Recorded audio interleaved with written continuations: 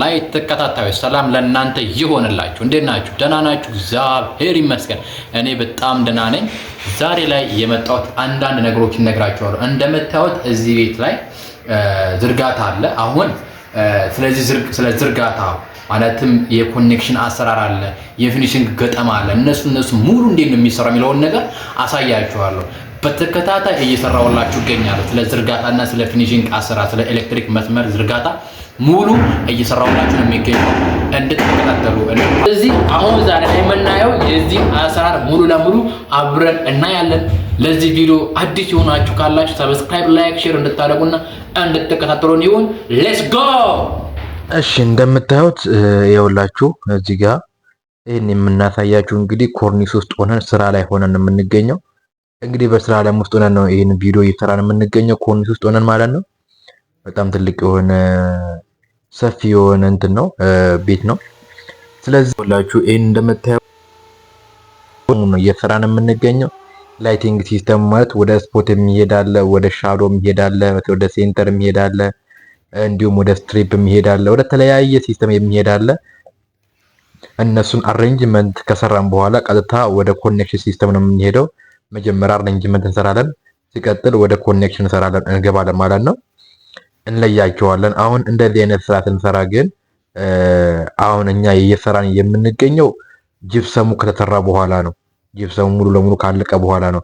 ብዙን ጊዜ መሰራት ግን የሚኖርበት ህጉ ግን የሚለን ጅብሰም ከመሰራቱ በፊት ኤሌክትሪኩ ጥንቅቅ ብሎ ማለቅ አለበት። እኛ ከስራ መወጠር የተነሳ ይሄ ደግሞ እንዲሁም የአዳማ ቆርቆሮ ስለሆነ በጣም ሰፊም ስለሆነ ቆመንም እየሄድን ስለምንሰራ አንቸገርም በሚለው ነው እንደዚህ አሁን እየሰራ የምንገኘው እንጂ ጂፕሰም ከተሰራ በኋላ ውስጥ ላይ ገብቶ ለመስራት ትንሽ አዳጋች ስለሆነ እናንተ መስራት የሚኖርባችሁ ምንድነው እሱ ሙሉ ለሙሉ መጀመሪያ ጂፕሰሙ ከመጀመሩ በፊት የእናንተ ስራ መጨረስ ይኖርባችኋል። ወይንም ዝርጋታውንም ሆነ ኮኔክሽን ጠቅላላ ጨርሳችሁ ነው ጂፕሰም መጀመር የሚኖርበት። አሰራሩም እንደዛ ስለሆነ በዛ አይነት መልኩ ነው መስራት ያለበት። አሁን ላይ እኛ ውስጥ ላይ ገብተን እየሰራን የምንገኘው እንደምታዩት የወላችሁ በጣም ሰፊ የሆነ በውስጥ በኩል ከላይ በኩል ኮርኒስ ውስጥ እንግዲህ በጣም ሰፊ የሆነ ቤት ነው። በዚህ ቤት ውስጥ ነው እንግዲህ እየሰራን የምንገኘው ተመልካቾቻችን። እና የትኛውንም አይነት ጥያቄ ካላችሁ የትኛውንም አይነት ግር ያላችሁ ነገር ካለ ኮሜንት ሴክሽን ላይ ማስቀመጥ ትችላላችሁ። በምትሰጡን ኮሜንት መሰረት ጥያቄዎቻችሁን ይዘን ስራዎችን እየተራን ወደ እናንተ እናዘጋጃለን እናመጣለን። እና ግር ያላችሁንም ነገር ካለ ኮሜንት ላይ በማስቀመጥ ጥያቄያችሁን ማስቀመጥ ትችላላችሁ። እናም ይህንን ይመስላል። እያንዳንዱ መግባት ያለበት በኮንዲት ነው። ኮንዲት ያው ፍሌክሲብል ኮንዲት፣ ሪጅድ ኮንዲት እንዲሁም ደግሞ ኤችፒዲ የሚባል ኮንዲት አለ። ከዛ ውጭ ደግሞ ጉሮሮ ኮንዲት የሚባል አለ። ጉሮሮ ኮንዲት እና ኤችፒዲ ኮንዲት የምንለው ወደ ህንፃ ላይ የምንጠቀመው ነው። እና በዚህ አይነት መልክ ነው የወላችሁ እንግዲህ ኮኔክሽኑ እየሰራን የምንገኘው። ይሄ የላይቲንግ ሲስተም ኮኔክሽን ነው። አሁን ሲቀጥል ደግሞ ቀጥታ ወደ ብሬከር እንሄዳለን ማለት ነው። ይሄንኛው ይዤ የማሳያችሁ ፌዝ ባር ብለን የምንለው ነው። ይሄ ፌዝ ባር ማለት ከስር በኩል ሙሉ ለሙሉ ሻንት አድርጎ የሚሰጥ ፌዝ ባር ብለን የምንለው ነው። ስለዚህ ፌዝ ባሩን ሙሉ ካስገባን በኋላ በደንብ አድርገን እናስራለን። ይህ እነዚህ የምታዩዋቸው አውቶማቲክ ብሬከር ብለን የምንጠራቸው ናቸው። አውቶማቲክ ብሬከር ማለት ምንድነው? እሱ በብሬከር ደረጃ በሁለት አይነት እናስቀምጣለን። አንደኛ ምጣድ ላይ የሚቀመጥ ምጣድ ላይ የሚገጥም ካልኪ ብሬከር ብለን የምንለው አለ። ይሄንኛው ደግሞ አውቶማቲክ ብሬከር ብለን የምንለው ነው። ያም ማለት ሾርት ሰርኪዩት በሚኖርበት ሰዓት በራሱ ትሪፕ አድርጎ እንዲመልስ የሚያደርግ ሲስተም ነው ማለት ነው። አሁን ፌዝ ባሩን ከስር አስገብተን ሙሉ ለሙሉ እያሰረን ነው የምንገኘው። ፌዝ ባር ማለት በስር በኩል ይቀመጥና ምንም አይነት ሉዝ ኮኔክሽን አይኖርም። በደንብ አድርገን ካሰረን ማለት ነው። ውስጥ ለውስጥ ሙሉ ለሙሉ የተገናኘ ስለሆነ ምንም ያስቸግረን አይኖርም።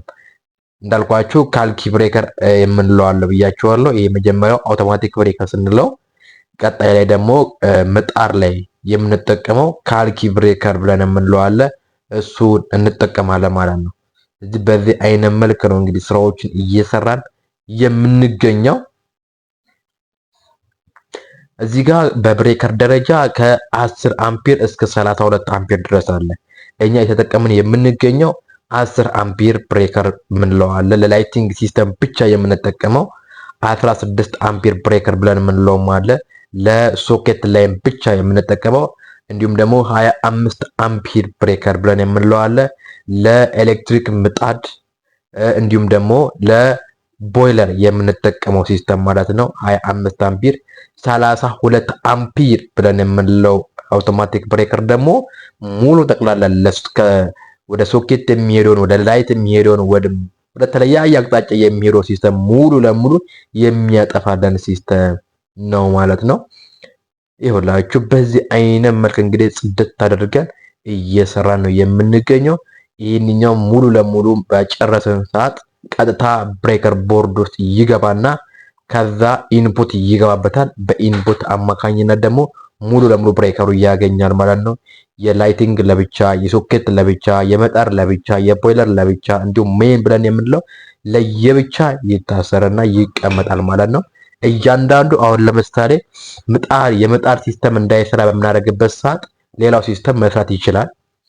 ምጣድን በምናጠፋበት ሰዓት የሶኬት ላይ መጥፋት የለበትም። የሶኬት ላይ በምናጠፋበት ሰዓት የላይቲንግ መጥፋት የለበትም። ልክ እያንዳንዱ ራሱን የቻለ ብሬከር ስለሚኖር ምንም የሚያስቸግረን ነገር አይኖርም ማለት ነው። እናም እንደዚህ ያደረግን ስራዎችን እንሰራለን። አብራችሁን ሁኑ። እናም ተመልከቱ። አሁን ሙሉ ለሙሉ ጨርሰ ነው እንግዲህ በዚህ አይነት መልክ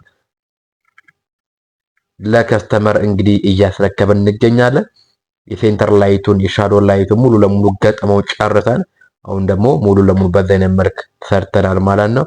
ይህንን ይመስላል እንደምታዩት። ይሄ ሳሎን ላይ የሚገኝ ሴንተር ላይ የተገጠመ ነው።